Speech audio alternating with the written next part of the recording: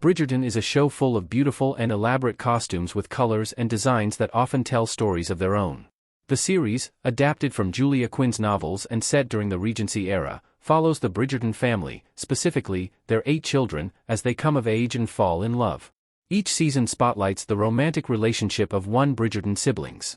Though the elegantly steamy period drama demands a level of attention and a sheer number of pieces to rival many of Netflix's offerings, the series creators pull out all the stops to create some truly stunning wardrobe pieces.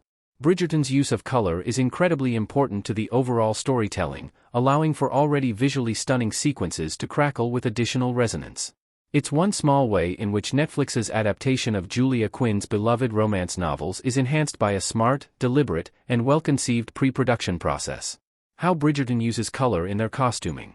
In an interview with Town & Country, costume designer Ellen Myrojnick said of her unenviable task, "It's the largest show I've ever done in my entire career, and the most fabulous show I've ever done in my entire career."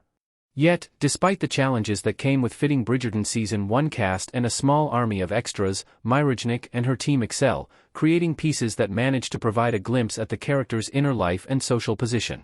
In essence, the symbolism provided by costume color serves as a nifty shorthand for a show exploring, and, in some cases, reimagining, Britain's Regency era, a time in which tradition and social norms so often kept people from verbally expressing themselves. As if that wasn't enough, Bridgerton, set in the year 1813, manages to inject elements of more contemporary storytelling, bolstered in large part by mixing traditional and modern aesthetics, designs, and, of course, color palettes. For example, fans have been quick to notice what they call Bridgerton blue in the series, and while it's true that the Bridgertons often wear blue, or incorporate it into the trim on coats or ribbon on dresses, most of the time, the Bridgerton family employs a very specific shade of blue. Production designer Will Hughes-Jones informed Southern Living that the Bridgertons are often clad in Wedgwood blue. That particular shade was found in ceramics and fine china at the time, which helps to emphasize the Bridgerton family social status. Why Penelope wears yellow? For nearly all of her Bridgerton appearances, Penelope wears yellow, a color that at first glance seems to reflect the character's brightness and cheery nature. Although Poor Pen humorously mentions her dislike of the color, in truth, yellow was an incredibly fashionable color of the Regency era, often considered the most popular of those worn by marriage-seeking young women. The fact that Penelope remains fashionable despite her protestations could symbolize her true beauty and worth, even when she can't see it herself. She does sometimes incorporate the pinks and oranges of the rest of the family as well. Yellow also reflects deceit and envy, both of which relate to Penelope's alter ego, Lady Whistledown.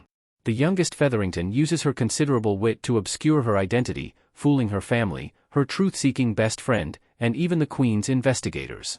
A color signifying enlightenment, yellow also speaks to Pen's unexpected worldliness and great ability to read others, a valuable skill she uses to great effect as Lady Whistledown.